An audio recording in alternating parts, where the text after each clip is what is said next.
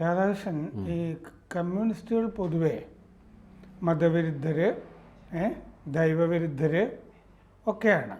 സാമൂഹ്യ വിരുദ്ധരാണെന്നുള്ളത് നമുക്ക് പരക്കെ അറിയാവുന്ന കാര്യമാണ്. പക്ഷെ അവർ ആഭിചാരക്രിയകളിൽ പങ്കെടുക്കാൻ പാടില്ല, നോട്ടം, അങ്ങനത്തെ കാര്യങ്ങൾ, ചാത്തൻ സേവ, ഇതൊന്നും ചെയ്യാൻ പാടില്ല എന്നൊക്കെയുള്ളത് തെറ്റുതിരുത്തൽ രേഖകളിലൊക്കെ പറയാറുള്ളതാണ്. അമ്പലങ്ങളിൽ പോകാറില്ല. പക്ഷേ ഇതിനൊക്കെ വിരുദ്ധമായ കാര്യങ്ങളാണ് എപ്പോഴും കാണുക. ഇപ്പോൾ കണ്ണൂരിലാണെങ്കിൽ ആകെ പൊട്ടി നിൽക്കുകയാണ്. കണ്ണൂരിലൊരു സഖാവ് തന്നെ വേറൊരു സഖാവിൻ്റെ വീട്ടിൽ പോയി ഈ മുട്ടയൊക്കെ കൂടോത്രം ചെയ്ത് കൊണ്ട് കുഴിച്ചിടും എന്നൊക്കെ പറയുന്നുണ്ട്. അതുപോലെ പൂമൂടൽ ക്ഷേത്രങ്ങളിൽ, പിന്നെ കടകംപള്ളി സുരേന്ദ്രൻ മറ്റേ തുലാഭാരം നടത്തി, പിന്നെ ശ്രാദ്ധം ഊട്ടുന്നു, വിവാഹം ഒക്കെ നടക്കുമ്പോൾ ജാതകമൊക്കെ നോക്കിയിട്ടാണ് ചെയ്യുന്നത്. ജാതി തീർച്ചയായിട്ടും നോക്കുന്നുണ്ട്. ഇതുവരെ അവർ പോളിറ്റ് ബ്യൂറോയിൽ വളരെ കാലം ദലിതിനെ എടുക്കാതിരുന്ന പോലെ തന്നെ സവർണനായ ഒരു മാർക്സിസ്റ്റ് ഒരു ദലിതിനെയോ പിന്നാക്കക്കാരനെയോ ഒക്കെ വളരെ അപൂർവമായിട്ട് വിവാഹബന്ധം ഇങ്ങനെയൊക്കെ. അപ്പോൾ ഈ ആഭിചാരം എങ്ങനെയാണ് ഈ കമ്മ്യൂണിസത്തിൻ്റെ ഭാഗമാകുന്നത്? അത് എൻ്റെ വളരെ വിപുലമായ ഒരു ഉത്തരം പറയണമെന്നുണ്ടെങ്കിൽ കമ്മ്യൂണിസം തന്നെ ഒരു ആഭിചാരമാണ് എന്നുള്ളതാണ്. എന്താണ് ഇതിനെ ഗൂഢപത്രം എന്നാണ്. മിസ്റ്റീരിയസ് റൈറ്റിംഗ് ആണ് ഗൂഢപത്രം. ആ ഗൂഢപത്രമാണ് കൂടോത്രമായി. അത് എം ആർ രാഘവരാചാര്യർ എഴുതിയിട്ടുള്ള അതിനാണോ പറയുന്നത് ഗൂഢപത്രം എന്ന്? രാഘവാര്യർ ഗൂഢത്തിൻ്റെ ആളാണ്, ഗൂഢപത്രത്തിൻ്റെ അല്ല. അപ്പോൾ ഇതാണ് രാഘവാര്യർ വായിച്ചതേ ഉള്ളൂ, അത് എഴുതിയത് വേറൊരാളാണ്. ഇതിനെക്കുറിച്ചുള്ളൊരു സംഗതി ഉള്ളതെന്ന് വെച്ചാൽ ഫിലോസഫിയെക്കുറിച്ച് മനോഹരമായൊരു നിർവചനം ഇദ്ദേഹം നമ്മുടെ ഈ ഫിലോസഫിക്ക് വളരെ രസകരമായൊരു നിർവചനം നൽകിയത് ലുഡ്വിഗ് ജോസഫ് യോഹന്നാൻ വിറ്റ്ഗൻസ്റ്റൈൻ ആണ്. അപ്പോൾ ഇദ്ദേഹത്തിൻ്റെ നല്ല ഒരു കഥാപാത്രമാണ്. അദ്ദേഹത്തിൻ്റെ ഫിലോസഫി അദ്ദേഹം പഠിച്ചത് ഇൻട്രസ്റ്റിംഗ് ആയിട്ടുള്ള കാര്യം ഡോസ്റ്റോവസ്കിയുടെ നോവലുകളിൽ താല്പര്യനായിട്ടാണ്. അതാണ് അതിനകത്ത്. അത് ഞാൻ വായിച്ചിട്ടുണ്ട്. അപ്പോൾ ഇത് കഴിഞ്ഞിട്ട് ക്രൈം ആൻഡ് പണിഷ്മെന്റ് പഠിച്ചുകൊണ്ടിരുന്ന കാലത്ത് വലിയ ആകർഷണമുണ്ട്. അതെ, അത് അയാൾ വിട്ടിട്ടില്ലായിരുന്നു. അയാളുടെ എല്ലാത്തിലും അതുണ്ട്. അപ്പോൾ ഈ ട്രീറ്റീസ് TLP എന്ന് ഫിലോസഫി വിദ്യാർത്ഥികൾ വിളിക്കുന്ന ഈ പുസ്തകം ആകെ 12 അഫോറിസംസ് മാത്രമുള്ളൊരു സാധനമാണ്. അതിൻ്റെ തുടക്കം എന്ന് പറഞ്ഞാൽ the world is, that is the case. അത് ചെറിയൊരു കാര്യമല്ല. ലോകമുണ്ട്, അതുകൊണ്ടാണ് ബാക്കിയെല്ലാം. അത് കഴിഞ്ഞിട്ട് അദ്ദേഹം അത് അവസാനിപ്പിക്കുന്നത് where of one cannot speak there of one must be silent. നമുക്ക് സംസാരിക്കാൻ കഴിയാത്ത ഒരു മേഖലയിലേക്ക് എത്തിക്കഴിഞ്ഞാൽ നമ്മൾ അതിനെക്കുറിച്ച് സംസാരിക്കരുത്. ഇതാണ് ഈ രണ്ട് ഇത്. അപ്പോൾ ഇദ്ദേഹം ഫിലോസഫിയെ നിർവചിച്ചത് it is the bewitchment of human intelligence by means of language എന്നാണ്. മനുഷ്യബുദ്ധി ഭാഷ ഉപയോഗിച്ച് നടത്തുന്ന ഒരു കൂടോത്രമാണ് തത്വചിന്ത എന്നാണ്. അപ്പോൾ എന്താണെന്ന് വെച്ച് കഴിഞ്ഞാൽ ഇത് തന്നെ ഹാംലെറ്റിൽ നമുക്ക് കാണാൻ പറ്റും. What are you reading? ഇയാൾ ഫിലോസഫി വായിച്ചു കൊടുക്കുമ്പോൾ വേർഡ്സ് എന്ന് പറയുന്നത്, വേർഡ്സ് വിത്തൗട്ട് മീനിങ് എന്ന് പറയുന്നുണ്ട്. ഇതെന്താ കാര്യമെന്ന് വെച്ച് കഴിഞ്ഞാൽ ഇപ്പോൾ ഒരു ചരിത്രത്തിലൊരു സോക്രട്ടീസ് ഉണ്ട്, നമുക്കെല്ലാവർക്കും കാണുകയും പ്ലേറ്റോ കാണുകയും പഠിക്കുകയും ഒക്കെ ചെയ്തത്, അദ്ദേഹത്തിൻ്റെ ഗുരുവായ സോക്രട്ടീസ്. പക്ഷേ അദ്ദേഹം റിപ്പബ്ലിക് എഴുതി കഴിഞ്ഞപ്പോഴേക്കും അതിൽ പറയുന്ന സോക്രട്ടീസ് എന്ന് പറഞ്ഞാൽ ഈ സോക്രട്ടീസ് അല്ല, വേറൊരു സോക്രട്ടീസാണ്. ആക്ച്വൽ സോക്രട്ടീസ് അല്ല, ഐഡൽ. അത് എന്താണെന്ന് ആർക്കും അറിയാനും പാടില്ല. അപ്പോൾ ഇങ്ങനെ ആർക്കും അറിയാൻ പാടില്ലാത്ത കാര്യങ്ങൾ ഭാഷയിലൂടെ വരുമ്പോൾ അത് ഗൂഢപത്രമാണ്. അർത്ഥം അറിയാത്ത വാക്കുകളാണ് വരുന്നത്, അനുഭവമില്ലാത്ത വാക്കുകളാണ് വരുന്നത്. ഈ ഗൂഢപത്രമാണ് കൂടോത്രമായി മാറിയത്. അപ്പോൾ ഈ കൂടോത്രത്തിന് വരുന്ന സമയത്തും ഇതേ സംഗതി തന്നെ മാർക്സിസത്തിലുണ്ട്. കാരണം മാർക്സിസത്തിൽ അവസാനം പറയുന്ന സ്റ്റേറ്റ് വിൽ വിതറവേ എന്നൊക്കെ പറയുന്ന ആ സംഗതി, അതിനകത്ത് ലോജിക്കുമില്ല, യുക്തിയില്ല, അനുഭവവുമില്ല. ഭരണകൂടം കൊഴിയും. കൊഴിയുന്നില്ല, എങ്ങും കൊഴിയുന്നില്ല, വേറൊരു രൂപത്തിൽ വരെയാണ് അത് ചെയ്യുന്നത്, കൊഴിഞ്ഞു പോകുന്നില്ല. അപ്പോൾ ഈ കമ്മ്യൂണിസം എന്ന് പറയുന്ന അവസ്ഥ ലോകത്തൊരാളും അന്ന് അനുഭവിച്ചിട്ടില്ല, ഇന്നും അനുഭവിച്ചിട്ടില്ല. യഥാർത്ഥത്തിൽ എന്തായിരിക്കും എന്നുള്ള കാര്യം ആർക്കും അറിയാനും പാടില്ല. യഥാർത്ഥത്തിൽ നടക്കുന്നത് ഒരു ഡിക്റ്റേറ്റർഷിപ്പുമാണ്.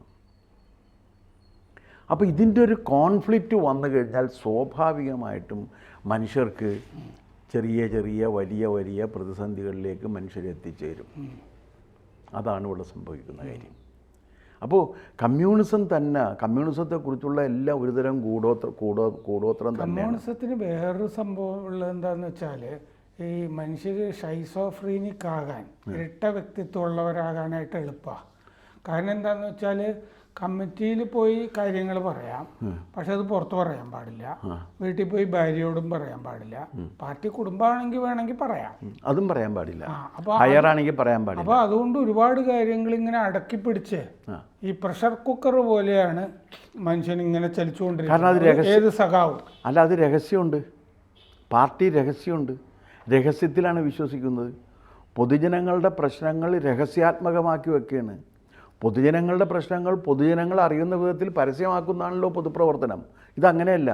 പൊതുപ്രവർത്തനം പൊതുജനങ്ങൾക്ക് വേണ്ടി രഹസ്യമായിട്ട് നടത്തിയാണ്.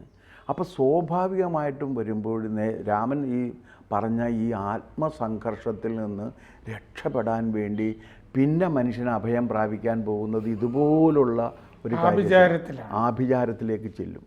അത് സ്വാഭാവികമായിട്ട് സംഭവിക്കാവുന്ന കാര്യമാണ്. കാരണം എന്ത് സംഭവിക്കുമെന്നുള്ളതിനെക്കുറിച്ചുള്ള ആങ്സൈറ്റി നിൽക്കുകയാണ്. ഈ ആങ്സ്റ്റ് എന്ന് അത് ശരിയായി. ഈ മനോരോഗം വന്നു കഴിയുമ്പോൾ നമുക്ക് രണ്ട് തരത്തിൽ ചെയ്യാം. സൈക്യാട്രിസ്റ്റിൻ്റെ അടുത്ത് പോവാം, പിന്നെ ജോൾസിൻ്റെ അടുത്തോ രണ്ടിൽ പോയാലും നിങ്ങൾക്ക് റിലീഫ് കിട്ടും. അതെ, അല്ലാണ്ട് സൈക്യാട്രിസ്റ്റിൽ നിന്ന് മാത്രമല്ല, നിങ്ങൾക്ക് ഇവരെ കണ്ടാലും റിലീഫ് കിട്ടും. റിലീഫ് തേടി പോകുന്നത് സ്വാഭാവികമായിട്ട് വരുന്നതാണ്. ഇപ്പോൾ ഈ സാർത്രക അതിൻ്റെ ഉദാഹരണമാണ്. കാരണം ഈ നോഷിയേറ്റിംഗ് എക്സ്പീരിയൻസ് വരുന്നത് ഇങ്ങനെ ഈ ഇരട്ട വ്യക്തിത്വം വരും. അങ്ങനെ കമ്മ്യൂണിസ്റ്റ് ആയിരുന്നാണല്ലോ പറയുന്നത്. അപ്പോൾ പിന്നെ തികഞ്ഞു. അപ്പോൾ ഇതെല്ലാം കൂടി വരുമ്പോൾ വരുന്നതാണ്. അതുകൊണ്ടാണ് പൂമൂടലിന് പോകുന്നത് ഭാര്യമാർ. അത് ഇപ്പോൾ EMSൻ്റെ കാര്യത്തിലുണ്ടല്ലോ. അത് അല്ല, ഭാര്യയ്ക്ക് ഈ സഖാവിനെ പറ്റി ഒരു ആകുലത കാണുമല്ലോ. സ്വാഭാവികമായിട്ടും കാണും. കാരണം നിങ്ങൾക്ക് പ്രാന്തെടുത്ത് പോയി കഴിഞ്ഞാൽ അവരല്ലേ സഹിക്കേണ്ടത്. അപ്പോൾ അതുകൊണ്ട് അവരെ സംരക്ഷിക്കുന്നതിന് മാത്രമല്ല, ആ മുകളിൽ നിന്ന് കെട്ടിപ്പടുക്കുന്ന പാർട്ടി ആയതുകൊണ്ട് ഈ പ്രമാണിമാരുടെ ഹൈറാർക്കി ഉണ്ട്, തലങ്ങൾ. അപ്പോൾ ഓരോ പ്രമാണിയും താഴെയുള്ളവനെ ഈ ബത്സിച്ചുകൊണ്ടിരിക്കും, ചീത്ത പറഞ്ഞുകൊണ്ടൊക്കെ ഇരിക്കും. അപ്പോൾ ഇത് ഈ ആകുലത മുഴുവൻ ഇയാൾ തീർക്കുന്നത് ഈ ഭാര്യയോടും കുടുംബാംഗങ്ങളോടും ഒക്കെ ആയിരിക്കും. മുതലാളിയോട് കെറിവിക്കാൻ പറ്റാത്തതുകൊണ്ട് ഇത് മുഴുവൻ കുടുംബത്തിൽ വന്നിട്ടായിരിക്കും പറയുന്നത്. അല്ല, അത് വലിയ സംഘർഷം ഉണ്ടാക്കും. അപ്പോഴെന്താ ചെയ്യുക എന്ന് വെച്ച് കഴിഞ്ഞാൽ, ഈ പറഞ്ഞ രീതിയിൽ പൂമൂടാൻ പോകും, തുലാഭാരത്തിന് പോകും, പഴനിയിൽ പോകും, ശബരിമലയിൽ പോകും, പുട്ടപ്പുറത്ത് സത്യസായി ബാബയുടെ അടുത്ത് പി ഗോവിന്ദപിള്ള പോയത്. ഇതൊക്കെ സംഭവിക്കും. പക്ഷേ ഗോവിന്ദപിള്ള അവിടെയും പിന്നൊരു കളവ് പറഞ്ഞ് ഇവിടെ എന്താ നടക്കണമെന്നറിയാൻ വേണ്ടി ഞാൻ പോയതാണെന്ന് പറഞ്ഞ്. പക്ഷേ എൻ്റെ ടീച്ചർ അങ്ങനെയല്ല. ടീച്ചർ സത്യസായി ബാബയുടെ വിനീതയായ ഭക്തയായിരുന്നു. പ്രഹ്ലാദസ്തുതിയും ഉണ്ട്. ഇതെല്ലാം ഇങ്ങനെ വരുന്നത് കൊണ്ടാണ് ഈ കൂടോത്രത്തിലേക്ക് പോകുന്നത്. അത് സ്വാഭാവികമായിട്ട് പോകും. കാരണം കമ്മ്യൂണിസം വേണ്ടി പൂമൂടൽ ഇത് അതന്നെയല്ല.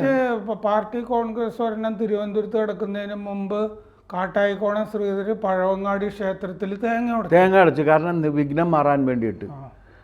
എന്തായാലും ശരിയാണ്. ഇത് ഈ രഹസ്യം സൂക്ഷിക്കുന്ന ഒരു പാർട്ടിയിൽ നിങ്ങളൊരു കാര്യം മനസ്സിലാക്കണം, അവസാനം എല്ലാവരും പരസ്പരം സംശയിക്കുന്ന അവസ്ഥയിലെത്തും. കാരണം എല്ലാം രഹസ്യമായിട്ട് വെക്കുകയാണെങ്കിൽ അത് പാർട്ടി രഹസ്യമാണ്, ആരോടും പറയരുത് എന്ന് പറയണമെന്നുണ്ടെങ്കിൽ, പിന്നെ ആരോടും പറയാൻ വയ്യാത്തൊരു കാര്യമായിട്ടത് വരയണമെന്നുണ്ടെങ്കിൽ തീർച്ചയായിട്ടും ശരിയാണ്, ഇവർക്ക് ഒന്നുകിൽ ഭ്രാന്തെടുക്കേണ്ടി വരും, അല്ലെങ്കിൽ കൂടോത്രത്തിൽ പോകേണ്ടി വരും. ഇരട്ട വ്യക്തിത്വം എന്ന് രാമൻ പറഞ്ഞത് വളരെ ശരിയാണ്. ഡ്യുവൽ പേഴ്സണാലിറ്റി അവർക്ക് വന്നുപെടും. എല്ലാ കമ്മ്യൂണിസ്റ്റുകാരുടെയും ചരിത്രം എടുത്ത് നോക്ക്. ഇപ്പോൾ സ്റ്റാലിൻ അബനി മുഖർജി എന്ന് പറഞ്ഞ ഇന്ത്യക്കാരനെ കൊന്നത്, പിന്നെ ചാറ്റോ ചാറ്റർജി. മറ്റേ ചതോപാധ്യായ, വീരേന്ദ്രനാഥ് ചതോപാധ്യായ, സരോജിനി നായിഡുവിൻ്റെ സഹോദരൻ, അവരെ കൊന്നത് 1937 കാലത്ത് മഹാശുദ്ധീകരണം, ഗ്രേറ്റ് പർച്ച്. അതിൽ എല്ലാത്തിലും മഹാ എന്ന് ചേർക്കണമല്ലോ, വൃത്തികേടിൻ്റെ ഒക്കെ മുമ്പിൽ മഹാ എന്ന് ചേർക്കണം. ആ ഗ്രേറ്റ് പർച്ചിൻ്റെ ഭാഗമായിട്ട് കൂട്ടക്കൊലയിൽപ്പെട്ടതാണ് ഈ അഭിനയ് മുഖർജിയും വീരേന്ദ്രനാഥ് ചതോപാധ്യായും ഒക്കെ. ഇതൊക്കെ പുറത്തു വരുന്നത് പിന്നെ എത്ര കാലം കഴിഞ്ഞിട്ടാണ് കൂട്ടക്കൊലകൾ പോലും പുറത്തറിയുന്നത്. അല്ല, കൂട്ടക്കൊലകൾ പോലും അപ്പം രഹസ്യമായിട്ട് വെക്കുകയാണ്. ഈ രഹസ്യമായിട്ട് വെച്ചിട്ട് ഇനി എടുത്തു നോക്ക്. ഈ ശരിക്ക് പറഞ്ഞാൽ ലെനിൻ്റെ ജീവിതവും ഇൻ്റലക്ച്വൽ ഐവാൻ്റെ ജീവിതവും തമ്മിൽ വലിയ ബന്ധമുണ്ട്. ഒന്ന് പാരലെടുത്ത് നോക്കിയേ. ഈ ബ്രദേഴ്സ് കാരമസോവിലെ ഐവാൻ, അയാളാണ് ലെജൻഡ് ഓഫ് എ ഗ്രാൻഡ് ഇൻക്വിസിറ്റർ എഴുതുന്നത്. ആ ലെജൻഡ് ഓഫ് എ ഗ്രാൻഡ് ഇൻക്വിസിറ്റർ എഴുതുമ്പോൾ അയാളുടെ ഡെലീറിയം സ്റ്റേജിൽ കിടക്കുകയാണ്. അയാൾ പനിയൊക്കെ പിടിച്ചിട്ട് അയാളുടെ ഇതെല്ലാം ഓർമ്മകൾ ഒളിച്ച് കളിച്ച് കൊണ്ടിരിക്കുന്നൊരു സമയത്താണ് ഇയാൾ ഇതൊക്കെ പറയുന്നത്.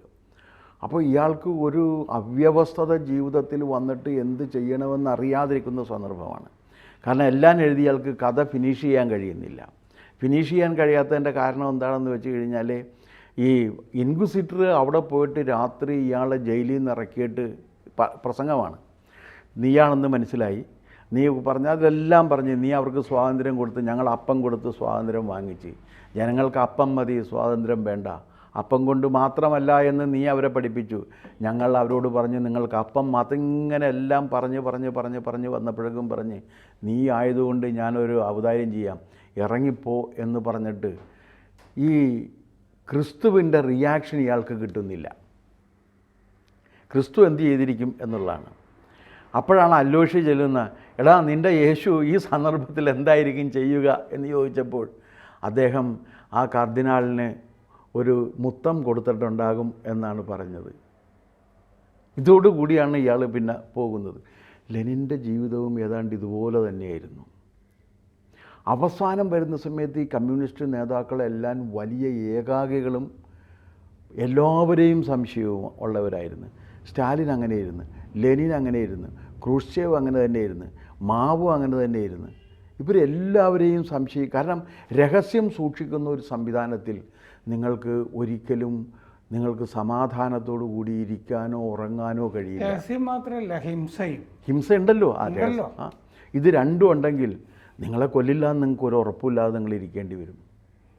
ആ ഒരു അന്തരീക്ഷത്തിലാണ് ഇവർ നേരെ പോയിട്ട് എന്നാൽ കൂടോത്രം എന്ന് പറഞ്ഞു പോകുന്നത്. മാത്രമല്ല, കേരളത്തിൽ നമ്മൾ ഈ ദേവസ്വം ഭരണസമിതികളും കൂടിയൊക്കെ പിടിച്ചടക്കണം എന്ന തീട്ടൂരമുണ്ടല്ലോ. അപ്പോൾ അമ്പലത്തിൽ പോയി ഇപ്പം മാടായിക്കാവ്, ഇങ്ങനത്തെ കണ്ണൂരാണെങ്കിൽ ഇങ്ങനത്തെ ഭയങ്കരമായ സ്ഥലങ്ങളിൽ ചാത്തയം, മാടായിക്കാവ് പോലെ. അല്ല, അത് മാത്രമല്ലല്ലോ, കണ്ണൂർ ഇപ്പോൾ മറ്റേ എന്തെങ്കിലും ഒരു മുത്തപ്പൻ്റെ മറ്റേ കർണാടകയിൽ നിന്ന് തന്നെ എന്തെങ്കിലും ഒരു രക്ഷയ്ക്ക് വേണ്ടിയിട്ട് ആളുകളൊക്കെ അഭയം പ്രാപിക്കുന്നത് കണ്ണൂരിലെ കാവുകളെയാണ്. അല്ല, അത് മാത്രമല്ല, മുത്തപ്പൻ്റെ അവിടെ കൊടുക്കുന്ന നിവേദ്യം എന്ന് പറഞ്ഞാൽ ഇത് ഉണക്കമീനും കള്ളുമല്ലേ എന്നാണ് ഞാൻ മനസ്സിലാക്കിയേക്കണത്. Subject to correction. തെറ്റാണെങ്കിൽ അത് തിരുത്താൻ ഞാൻ തയ്യാറാണ്, ഞാൻ കേട്ട കാര്യമാണ്. അപ്പോൾ അങ്ങനെ ഒരു തരം എന്താ പറയേണ്ടത്, ഇത്തരത്തിലുള്ള ഈ ശാക്തേയ സങ്കല്പങ്ങളിലേക്ക് സഖാക്കൾ ചെന്ന് വീഴുന്നത് അങ്ങനെയാണ്. അതെ, സഖാക്കളെ ഈ ദേവസ്വം ഭരണസമിതികൾ പിടിച്ചടക്കാൻ നിയോഗിച്ചു കഴിഞ്ഞപ്പോൾ സംഭവിച്ചെന്താണെന്ന് വെച്ചാൽ അവർക്ക് ഇതുമൊക്കെയായിട്ടേ ബന്ധം വന്നു എന്ന് മാത്രമല്ല, വേറൊരു ഇതും കൂടി. ആരൊക്കെയാണ് കൂടോത്രം ചെയ്യുന്നത് ഇപ്പം നിങ്ങൾക്കും എനിക്കും അറിയില്ല, എറണാകുളത്തെ പ്രധാനപ്പെട്ട കൂടോത്രക്കാരാരാണെന്ന്. പക്ഷേ ഇത് മുഴുവൻ ഇതുപോലത്തെ രാഷ്ട്രീയ നേതാക്കൾക്കൊക്കെ നന്നായിട്ട് അറിയാൻ പറ്റും. അവർ പോയിട്ട് ക്ഷുദ്രം ചെയ്ത് മറ്റവനെ ശരിപ്പെടുത്താൻ വേണ്ടിയിട്ട് ഇരിക്കുകയാണ്. പക്ഷെ വേറൊരു കാര്യമുണ്ട്, ഇതിൽ വിശ്വസിച്ച് കഴിഞ്ഞാലേ പിന്നെ തീർന്ന് മറ്റവനും പെട്ടും. രാമൻ എനിക്കെതിരെ ക്ഷുദ്രം ചെയ്തുകൊണ്ടിരിക്കുകയാണ് എന്ന് ഞാൻ വിശ്വസിച്ച് കഴിഞ്ഞാൽ ഞാനും രാമനും ഒരേ ബോട്ടിലായി പിന്നെ സഞ്ചാരം. രണ്ടുപേരുടെ ജീവിതവും തീർന്നു പോകും. അതായത് ഈ ഒരു പ്രത്യേകത, ഒരാൾക്കൊരു ശത്രു ഉണ്ട് എന്ന് അയാളെ വിശ്വസിപ്പിച്ച് കഴിഞ്ഞാലേ പിന്നെ ഇവനൊന്നും ചെയ്യാനില്ല. പിന്നെ ആ ശത്രുവിൻ്റെ പുറകെ നടന്ന് അവൻ്റെ ജീവിതം അവൻ തുലച്ചോളും. ശത്രു ഉണ്ടെന്ന് തോന്നിക്കഴിഞ്ഞാൽ 4 തെറിയും പറഞ്ഞ് ആ മനസ്സിൽ നിന്ന് കളയല്ല ചെയ്യുന്നത്. മനസ്സിൽ ഇവനിട്ട് ഇതിനാണ് ഈ കൈവശം എന്ന് പറയുന്നത്. ഈ കൂടോത്രം വഴി പാർട്ടി ഇപ്പോൾ ചെന്ന് നിൽക്കുന്ന ഈ അവസ്ഥയുണ്ടല്ലോ, ഈ പാതാളം അതിൽ നിന്ന് പുറത്തു വരാനായിട്ട് അല്ല, അതിൽ നിന്ന് പുറത്തു വരാൻ സംഘടിതമായിട്ട് കൂടോത്രത്തിലേക്ക് ഇവരെല്ലാം പോകില്ല എന്ന് എനിക്ക് ഉറപ്പൊന്നുമില്ല. കാരണം ഞാൻ ആ നേത്രിയുടെ പേര് പറയുന്നില്ല. ആ നേത്രിക്ക് വലിയൊരു പ്രശ്നം വന്നതെന്ന് വെച്ചാൽ അവർ കണ്ണടച്ച് കഴിയുമ്പോഴേക്കും, മാർക്സിസ്റ്റ് നേത്രിയാണ്, കണ്ണടച്ച് കഴിയുമ്പോഴേക്കും അച്ഛൻ വന്നിട്ട് മഴയത്ത് നിൽക്കുന്നു. അവർക്ക് ആക്സസ് കിട്ടിയിട്ടുണ്ടോ? ഇല്ല ഇല്ല ഇല്ല ഇല്ല. അച്ഛൻ വന്നിട്ട് മഴയത്ത് നിൽക്കുന്നു. അപ്പോൾ ഇതിനെന്താ ഒരു പരിഹാരം എന്ന് തേടിക്കൊണ്ട് എൻ്റെ സുഹൃത്തായിരുന്ന ഒരാളുടെ അടുത്ത്, ഒരു ജ്യോത്സ്യനും ഒക്കെയാണ് അദ്ദേഹം, വലിയ പണ്ഡിതനാണ്, അദ്ദേഹത്തിൻ്റെ അടുത്ത് വരെയാണ്. അപ്പോൾ അദ്ദേഹം എന്ത് ചെയ്തെന്ന് വെച്ച് കഴിഞ്ഞാൽ ഹരിദ്വാറിൽ പോയിട്ട് ഇതിന് കർമ്മം ചെയ്ത് ശരിയാൻ പറഞ്ഞ് അങ്ങനെ ഡൽഹി പോയി ഹരിദ്വാറിൽ പോയി അവർ കർമ്മം ചെയ്ത് ഇത് ശരിയാക്കി. അതിനുശേഷം പിന്നെ അച്ഛനെ സ്വപ്നത്തിൽ കണ്ടിട്ടില്ലേ, ബാലൻ്റെ കവിതയിൽ പറയുന്നത് പോലെ, താതവാക്യത്തിൽ പറയുന്നത് പോലെ സ്വപ്നത്തിൽ ആണല്ലോ അച്ഛൻ താതഭൂതം പ്രത്യക്ഷപ്പെടുന്നത്. അപ്പോൾ താതഭൂതം അവരെ ഇങ്ങനെ ഭീഷണിപ്പെടുത്തിക്കൊണ്ടിരുന്നുവെന്ന് അവർ പറഞ്ഞിട്ടുണ്ട്. താതഭൂതമാണ്. താതഭൂതം, കാരണഭൂതമല്ല. അല്ല അല്ല താതഭൂതമാണ്. അപ്പോൾ ഈ താതഭൂതം ഭീഷണിപ്പെടുത്തി, ഇത് നമ്മളിതിനെയൊക്കെ വേറൊരു തലത്തിൽ കണ്ടു കഴിഞ്ഞാൽ ഇതൊക്കെ പരിതാപാർഹമായ കേസുകളാണ്. കാരണം ഇവർക്ക് ഇങ്ങനെ അല്ലാതെ നിവൃത്തിയില്ല. കമ്മ്യൂണിസവും കൂടോത്രമാണ്, ഇവർ നിൽക്കുന്നതും കൂടോത്രമാണ്. അട്ടർ കൺഫ്യൂഷനിലായി. എപ്പോഴാണ് ജില്ലാ സെക്രട്ടേറിയറ്റിൽ നിന്ന് പുറത്തു പോകുന്നതെന്ന് അറിയില്ല, എപ്പോഴാണ് സംസ്ഥാന സെക്രട്ടേറിയറ്റ്. അല്ല, പുറത്ത് പോകാതിരിക്കണം എന്നുണ്ടെങ്കിൽ ഇറാൻ മൂളി സംഘത്തിൽ പെടണം. അല്ല, പുറത്ത് പോയി കഴിഞ്ഞാൽ ജീവിച്ചു പോകാൻ വയ്യാത്ത അവസ്ഥയാണ്. ഇപ്പോൾ ഈ പുറത്ത് പോകുന്നവർ പറയണത് എനിക്ക് ജീവിക്കാൻ വലിയ കുഴപ്പമൊന്നുമില്ല, അയാൾക്ക് അവിടെ ഈ ഇരുട്ടിൽ നിന്ന് ഇപ്പോൾ ഒരാൾ പോയിട്ടുണ്ടല്ലോ, അയാൾ പറഞ്ഞാൽ അയാൾക്ക് വലിയ കുഴപ്പമൊന്നുമില്ല, കാരണം അയാൾക്ക് അവിടെ ജീവിക്കാനുള്ള അയാളുടെ ഒരു സെറ്റപ്പിലേക്ക് ജീവിക്കാം. അല്ലെങ്കിൽ കണ്ണൂരുള്ള പാർട്ടി ഗ്രാമത്തിൽ നിന്ന് ഒരാൾ പാർട്ടിയിൽ നിന്ന് പുറത്തു പോയി കഴിഞ്ഞാൽ അവൻ മരിച്ചു എന്നാണ് അർത്ഥം. അല്ലെങ്കിൽ അവനും അവൻ്റെ കുടുംബവും രാമാനം അവനും രക്ഷപ്പെടാൻ പറ്റില്ല, കാരണം എപ്പോഴും സർവിലൻസ് ഉണ്ട്. ഈയിടെ അവിടെ കണ്ണൂർ എൻ്റെ ഒരു സ്നേഹിതൻ വണ്ടി ഓടിച്ച് കണ്ണൂർ പോയി ഒരു മരണത്തിൽ പങ്കെടുപ്പിക്കാൻ വേണ്ടിയിട്ട്. ഇവിടെ നിന്ന് അവിടെ ചെന്ന് കഴിഞ്ഞപ്പോഴേക്കും ഇവർ തടഞ്ഞു. അപ്പോൾ ഇന്ന സ്ഥലത്തേക്ക് പിന്നെ അവരാണ് മുൻപിൽ പോകുന്നത്. അവർ തന്നെ ഇദ്ദേഹത്തെ കൊണ്ടുവന്ന് റോട്ടിലാക്കി. അതെന്താ കാര്യമെന്ന് വെച്ച് കഴിഞ്ഞാൽ ഇങ്ങനെ ചെല്ലുന്ന ഒരു അപരിചിതൻ വേറെ ആരുമായി അവിടെ ബന്ധപ്പെടരുത് എന്ന് അവർക്ക് നിർബന്ധമുണ്ട്. ഇത്തരത്തിലുള്ളൊരു ഇരുമ്പ് മറ സൃഷ്ടിച്ചുകൊണ്ട് പാർട്ടി നടത്തിക്കൊണ്ട് പോവുകയാണ്. അത് പൊട്ടി തകർന്നു കഴിഞ്ഞാൽ ദയനീയമായിരിക്കും അതിൻ്റെ അവസ്ഥ, ദയനീയം. അപ്പോഴാണ് ആളുകൾ ഈ കൂടോത്രത്തിൽ പോകുന്നതും ആഭിചാരത്തിന് വേണ്ടി പോകുന്നതും ക്ഷേത്രങ്ങളിൽ രഹസ്യമായി പോകുന്നതും ഒക്കെ ചെയ്യുന്നത് അങ്ങനെയാണ്. ഇല്ലേ, മറ്റേ സന്ദേശത്തിൽ പറയുന്നുണ്ടല്ലോ. അപ്പോൾ രണ്ടുപേരും അപ്പോൾ സാറ് ദൈവമില്ല അമ്പലമില്ല പോകണ്ട എന്നൊക്കെ പറഞ്ഞതിന് ശേഷം സഖാവ് എല്ലാ ദിവസവും ഇന്ന സ്ഥലത്ത് പോകാറുണ്ടല്ലോ, വടക്കുന്നാഥ ക്ഷേത്രത്തിൽ പോകാറുണ്ടല്ലോ എന്ന് ചോദിച്ചപ്പോൾ താൻ എങ്ങനെ അറിഞ്ഞു എന്ന് ചോദിക്കുമ്പോൾ ഞാനും അവിടെ ആ സമയത്ത് ഉണ്ടാകാറുണ്ട്, എന്നാൽ ഇത് നമ്മൾ രണ്ടുപേരും മാത്രം അറിഞ്ഞാൽ മതി എന്ന് പറയുന്ന രീതിയിൽ അങ്ങനെ ഈ ഇരട്ട ജീവിതം നയിക്കുമ്പോഴുള്ള അന്തർസംഘർഷത്തിൽ നിന്ന് രക്ഷപ്പെടുന്നതിന് വേണ്ടിയാണ് ഇവർ ഈ കൂടോത്രത്തിൽ പോകുന്നത്. അത് തുടരും. ശ്രീനിവാസൻ പക്ഷേ ഇതുവരെ അദ്ദേഹത്തിനൊരു ബോംബ് കണ്ണൂർ കാണാൻ കഴിഞ്ഞിട്ടില്ല എന്ന് പറയുണ്ടായി. അത് അദ്ദേഹം കാരണം കണ്ണൂരില്ല. അദ്ദേഹം കണ്ണൂരിൽ നിന്ന് ചെറുപ്പത്തിൽ തന്നെ സിനിമ പഠിക്കാൻ പോവുകയും രജനീകാന്തിൻ്റെ സഹപാഠിയാവുകയും പിന്നെ സിനിമാ ലോകത്തുണ്ടായിരിക്കുകയും. അല്ല, അദ്ദേഹം പിന്നെ ഇപ്പം താമസിക്കുന്ന എറണാകുളത്ത്. അതെ, അദ്ദേഹം കണ്ടനാടാണ് താമസം. അപ്പോൾ അതുകൊണ്ട് അദ്ദേഹത്തിന് ഇപ്പോൾ അവിടെ പോകേണ്ട കാര്യമില്ല, അദ്ദേഹത്തിൻ്റെ മക്കളും അവിടെ ഇല്ല. അദ്ദേഹം കുറെ കാലം കൂടി DYFIയിലൊക്കെ പ്രവർത്തിച്ചിരുന്നെങ്കിൽ ആഭിചാരക്രിയകളിൽ പങ്കെടുക്കാം, കൂടോത്രം ചെയ്യാം, ഇതൊക്കെ ചെയ്യേണ്ടി വന്നു. ഇതൊക്കെ ചെയ്യാതെ ജീവിച്ചു പോകാൻ സാധ്യമല്ല. അപ്പോൾ അതുകൊണ്ട് രണ്ടും ഗൂഢപത്രമാണ്.